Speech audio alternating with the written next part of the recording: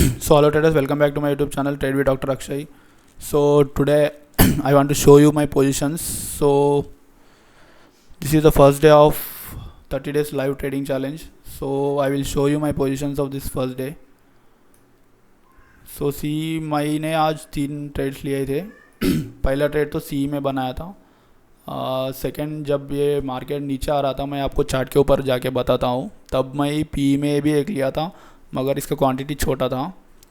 Again immediate again जैसे ही ये market लो day का लो ब्रेक कर रहा था, तब मैं एक पी साइड का पोजीशन बनाया था.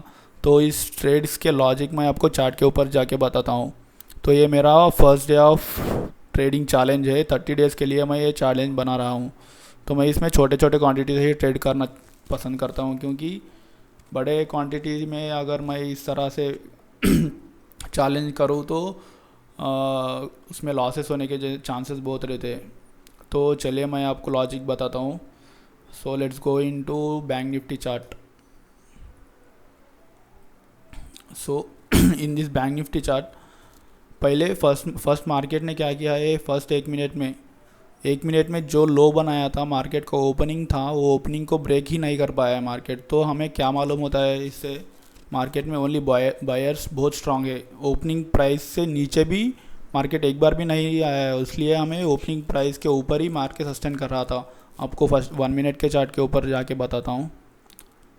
सो देखिए 1 मिनट के चार्ट के ऊपर मार्केट ने जो ओपनिंग प्राइस था उससे ऊपर ही ट्रेड कर रहा था. तो मेरा ऐसा एक सेटअप है कि जब भी मार्केट इस तरह का कंडीशन बनाता है, थोड़ा रिट्रेसमेंट के अंदर मैं एक ट्रेड लेने का पसंद करता हूँ. ये भी स्कैल्पिंग के लिए ही, क्योंकि major up trend major trend down side का ट्रेंड है. तो इसलिए मैं क्लोजिंग के आसपास का एक टारगेट लगा के इधर एक पोजीशन बनाया था. तो मुझे इसमें अच्छा खासा प्रॉफिट बन गया है. तो मैं इधर 30 क्वांटिटीज़ में ही ट्रेड लिया था, क्योंकि रिस्की ट्रेड था. फर्स्ट लॉजिक तो ये हो गया है कि मार्केट पूरा बायर्स के कंट्रोल में थे. अगेन मैं सिर्फ एक ही बेसिस पे ट्रेड में नहीं लेता हूँ, और मेरे चार्ट्स मेरे ICICI बैंक, HDFC बैंक, ये सब मेरे कॉन्फिडेंस देना चाहिए, तभी मैं एक ट्रेड को एग्जीक्यूट करता हूँ. तो ICICI bank and HDFC bank दो भी अपने हाई के आसपास ही ट्रेड कर रहे थे. तो चलिए ICICI बैंक का चार्ट ओपन करते हैं. तो देखिए ये भी सेम तरह का कंडीशन बना रहा था, तो इसलिए मुझे कॉन्फिडेंस आ रहा था ICICI एंड HDFC बैंक. तो HDFC बैंक में देखिए, HDFC बैंक में अपने फर्स्ट 5 मिनट्स के लो को 1 मिनट के लो को भी ब्रेक नहीं कर पा रहा था. तो इसी बेसिस के ऊपर मैं एक सी साइड का पोजीशन बनाया था, तो जिसमें मुझे एक अच्छा खासा प्रॉफिट हो गया. तो सेकंड मैं पी में ट्रेड लिया था, मगर अब पी का ट्रेड में क्वांटिटी सीधा आधी क्वांटिटी में ट्रेड किया हूँ, क्योंकि जब भी एक आपको अच्छा खासा प्रॉफिट बन जाता है मॉर्निंग के ट्रेड में, तो तब तुम उसको इंक्रीज़ करने के चक्कर में पूरा जो प्रॉफिट सुबह में बनाया था उसको लॉस कर देते हो. तो मैं क्या करता हूँ, मैं ये जो क्वांटिटी सुबह में ट्रेड किया था उससे थोड़ा कम क्वांटिटी ही ट्रेड करना पसंद करता हूँ. अगर मुझे अच्छा खासा सेटअप दिखा तो तब मैं उस प्रॉफिट में से एक 70% का रिस्क लेता हूँ. तो सेकेंड ट्रेड का लॉजिक बताता हूँ. तो बैंक निफ्टी का चार्ट ओपन कर लेते हैं. तो जैसे बैंक निफ्टी यहाँ तक गया, ये 5 मिनट्स के चार्ट के ऊपर आपको एक बार एक्सप्लेन करता हूँ.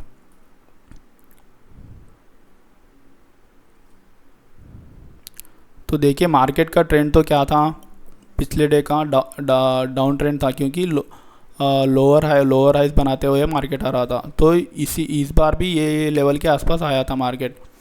अगर यहाँ पर ये मार्केट एक 30 मिनट्स 40 मिनट्स का ऐसा रेंज बनाने के बाद अगर नीचे साइड आता, तो मैं यहाँ पर ही एक एंट्री ले लेता पी साइड में. तो मार्केट यहाँ पर क्या किया, स्ट्रेट ऊपर आया. स्ट्रेट ऊपर आने के बाद इधर कुछ भी सेटअप नहीं बनाया, डायरेक्ट गिर रहा था. तो मैं इधर कुछ भी ट्रेड नहीं लिया.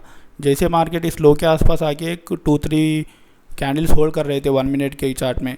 तो जब भी या इस तरह के कंडीशन बनता है, यहाँ पर एक साइकोलॉजी का पॉइंट आपको बताना चाहता हूँ.